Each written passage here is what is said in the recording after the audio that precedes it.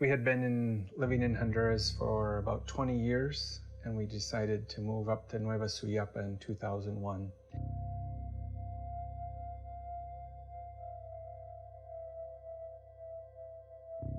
I ended up finding out a few years later that it was one of the most dangerous neighborhoods in Honduras.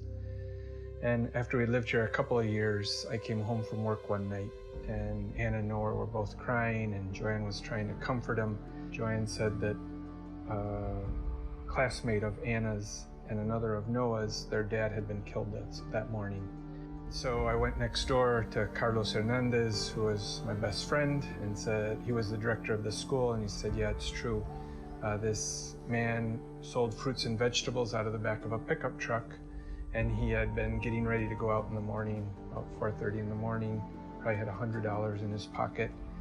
And three guys showed up with ski masks and a gun, and they asked for all his money. And then, just for pure evil, they shot him in the head and killed him.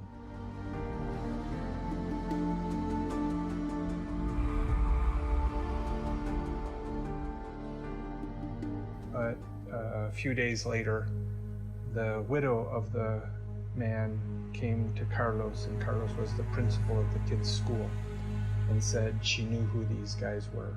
So Carlos came and talked to me, and we had this little nonprofit, few staff, and we tried to figure it out. Everybody told us, don't just go to the police, don't go to the police station, because you don't know if the police are going to go and arrest the guys, or if the police could end up telling them, you have witnesses, these are who the witnesses are, or it's Kurt and Carlos, and they could go after us.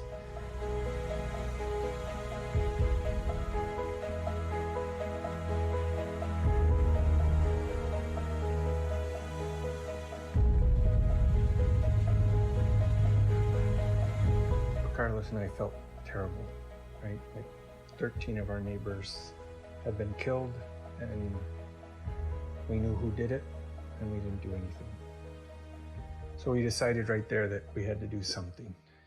And we said, well, how could we fix this? And he said, well, what if we found an ex-cop who would know who the good cops were and the bad cops were, and we could hire them, and they could help find our witnesses and create connections between the people in our neighborhood that needed help.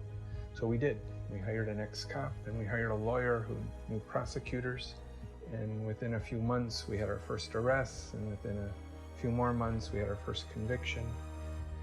And within 4 years, we had reduced the homicide rate by almost 80%.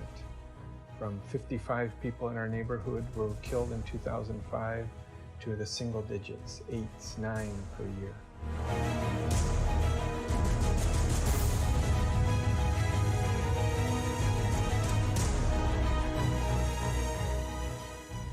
And then we said, well, if it worked in Nueva Suyapa, maybe it will work in other neighborhoods. And so we started doing the same thing in 5 other neighborhoods in Tegucigalpa, and then some neighborhoods in San Pedro, and we've seen similar results. So I think the message we always try to give to people is that we can do these things, that this problem is not too big, too hard, too difficult, and that God both wants us to do this, but also gives us sort of the creativity and the power to get it done.